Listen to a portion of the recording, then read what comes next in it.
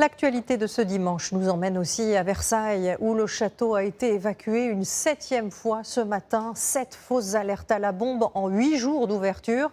Les équipes n'en peuvent plus et vous allez voir que c'est toute une économie locale qui est perturbée. Certains visiteurs ont clairement décidé d'attendre à la fin de ces mauvaises blagues. Une baisse de fréquentation problématique en ce début de vacances. Guillaume Bertrand et Pauline Lormand. Il est à peine midi. Le château de Versailles est évacué. C'est la 7e fois en une semaine, presque toujours à la même heure. À la sortie du château, ce couple de New-Yorkais raconte. On a entendu les alarmes sonner et on a vu des policiers et des militaires arriver. Quelqu'un a dit qu'il y avait une menace et ils ont commencé à évacuer et à verrouiller les portes. Une fois de plus, c'est une fausse alerte à la bombe. 2 heures plus tard, le château ouvre à nouveau ses portes, mais le mal est fait. Cette touriste australienne ne reviendra pas. Nous sommes très déçus. On tenait absolument à visiter le château et maintenant nous n'avons plus le temps de revenir un autre jour. Les visiteurs évacués seront remboursés seulement s'ils le demandent. Pour le château de Versailles, difficile de chiffrer les pertes. Selon nos estimations, la moitié de la recette quotidienne. En face, cette restauratrice perd aussi des clients par groupes entiers.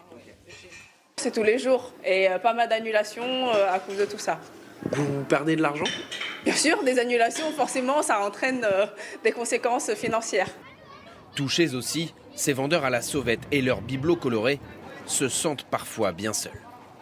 Bon, chaque jour depuis mardi, on va partir. Il y a moins de clients, c'est ça ? Oui, il y a moins. C'est le problème des alertes. Je crois que c'est pour ça. La crainte que ces alertes à répétition découragent définitivement les touristes de visiter le château de Versailles. Il faudrait que ça s'arrête parce qu'on voit bien que la répétition, c'est tout de même de la très mauvaise plaisanterie. C'est très néfaste pour le tourisme en général, mais ici, ils doivent être conscients que s'ils sont pris, ils seront très lourdement sanctionnés. Les auteurs de ces fausses alertes risquent jusqu'à 3 ans de prison et 45 000 € d'amende. Et on le disait à l'instant, ces fausses alertes, elles sont durement sanctionnées par la justice. Demain, un homme de 37 ans doit passer en comparution immédiate. Alors, qui sont les auteurs de ces messages qui provoquent l'évacuation de milliers de personnes ?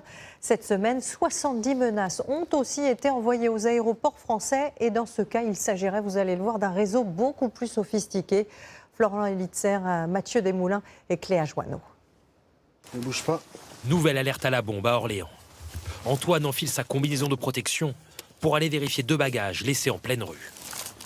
Allez, vas-y, c'est bon, c'est parti. Une fois à côté, il contrôle l'intérieur des valises avec une petite caméra. Elles sont vides. Depuis l'attentat d'Arras, les démineurs enchaînent les interventions comme celle-ci. Effectivement, les gens, dès qu'ils voient quelque chose, et c'est un bien, attention, ils font un peu plus attention et puis ils nous appellent. Un climat d'inquiétude dont certains profitent pour lancer de fausses alertes à la bombe. Les autorités ont déjà mis la main sur des coupables, souvent des mineurs, qui envoyaient des emails anonymes. Dans l'Isère, un collégien de 12 ans a ainsi menacé 7 écoles.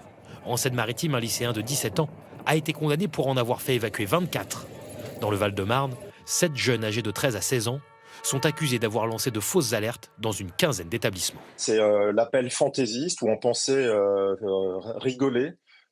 C'est le côté ludique et sur certaines affaires, on se rend compte que c'est l'irresponsabilité totale, c'est-à-dire aucune prise en compte de la gravité de la chose.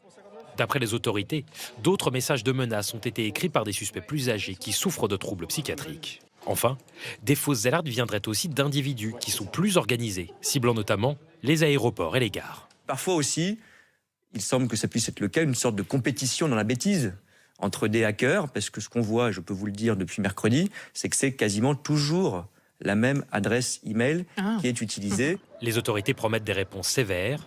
Un homme de 37 ans suspecté d'avoir cette semaine lancé une des fausses alertes à la bombe à Versailles sera jugé dès demain.